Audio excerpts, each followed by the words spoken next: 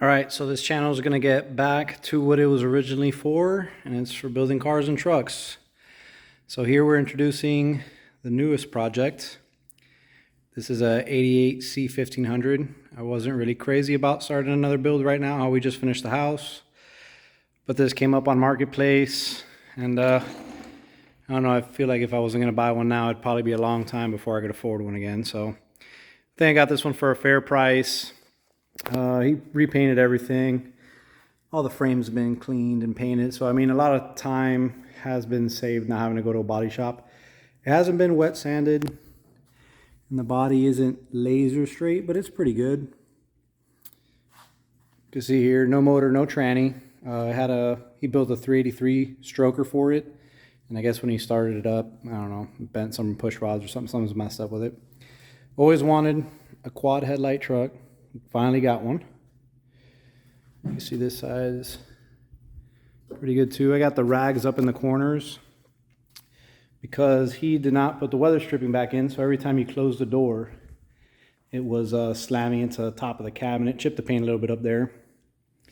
You can see all the stock suspension still. He didn't mess with any of that. What he did do, which kind of sucks I'm not using, is he fully built the rear end. Got Moser axles, limited slip, 373 gears. Everything's been replaced in the diff, brand new. Got a brand new gas tank.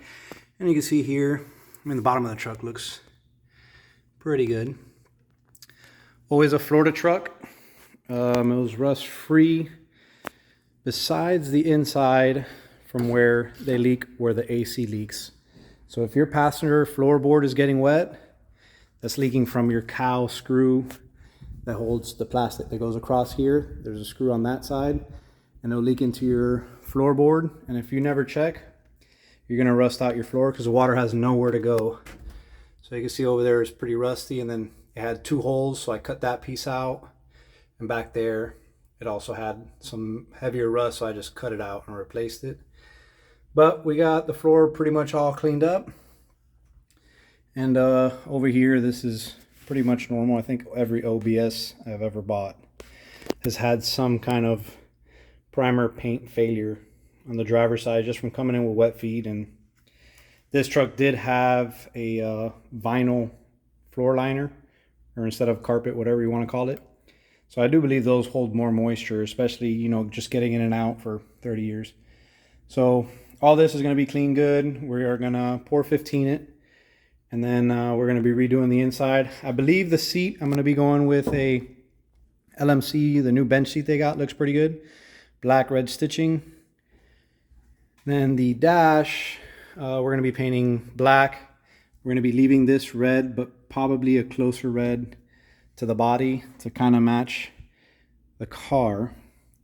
The steering wheel is actually in great shape. It looks like they had a cover on it since pretty close to being new. But I mean, it's a little worn. You can see it's smooth, but it's in good shape. I do miss the original steering wheel. I wish in my old truck for the dually that the steering wheel didn't get damaged when I had it stored when I was redoing the truck. But pretty much that. We'll just leave everything else stock. We're gonna go power windows. I got new panels, so I'll be doing a video of how we're gonna be converting this to power windows. I'm gonna be trying to use as many factory parts as I can. I got the harness for that door out of a junkyard, and I got the one for the driver door coming. And then the window regulator and all that, I'm just going to be ordering new. But that's pretty much it on the inside. We're just going to be going stock. Black and red setup on the inside. We got black door panels. So we'll have a black and red dash. And then the black bench seat with red stitching. For the motor, we got the motor here. Again, this was not plan to start now, but I got a pretty good deal on this. I would say it's a fairly low mile l83. It did have, I believe this is what, 7 or 8? 7. One of the lifters was bad on the DOD that was over there. So the guy was moving, he wanted to sell it. So I got this. I've always wanted to do a Gen 5. I actually wanted to do a Gen 5 in the dually.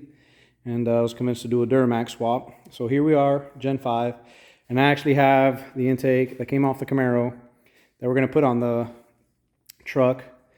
And my kid apparently thinks it'll be cool to build a matching truck to match the 1LE Camaro. So that is the plan. We're going to be taking that built rear end out of that truck, and we bought the PSI conversion mounts for the Gen 5 Camaro IRS. So I think that's pretty cool. We're going to be doing that. It's different. You get the Brembo brakes in the back with 14-inch rotors, and probably be putting air right in the back. That way, if I ever do tow something, I can put a little bit more air in there and the truck won't sag. We're going to be doing the matte black hood on the truck to match, and we're going to be buying different mirrors. The owner already bought the mirrors and painted them red, so I bought the little sport mirrors, and we're going to be putting black ones. And then we're thinking about maybe getting a spoiler for the tailgate to paint it black to match the car. We'll see how that goes. And then the next is going to be to find the same wheels. And we're going to be converting how the back is going to go Camaro IRS. The front we're going to be converting with a little shop manufacturer. I got in contact with them, and I'm getting a set of their billet hubs to be able to put a rotor on. And he's getting me that with the bolt pattern for the Camaro. So there will be no wheel adapters. We'll be able to put the Camaro wheels right on there. I'm going to try these first on there before I buy them, because I think the IRS widens the truck by 2 inches. So I just got to make sure that those rims will go on, because they're 20 by 11s. Here we got the spindles that I actually got off a forum member. I got a pretty good deal on them. It already comes with the bracket. I think he had the Pro Performance kit, and I guess it was a 1/4 inch too wide or something he was hitting. So he got the React spindles, and he sold me these. So we'll see if that swap bracket works for the Brembos. We're going to be putting in the front the Brembos from an ATS-V. It's about the cheapest 4-piston caliper you could buy brand new. I think they're 120 bucks each. And then those should be here this week. We'll slap them on the spindles, and then we'll measure to see what rotor we'll have. Hopefully we could use a C6Z rotor. So that's going to be pretty much it for the introduction. Stay tuned for the build.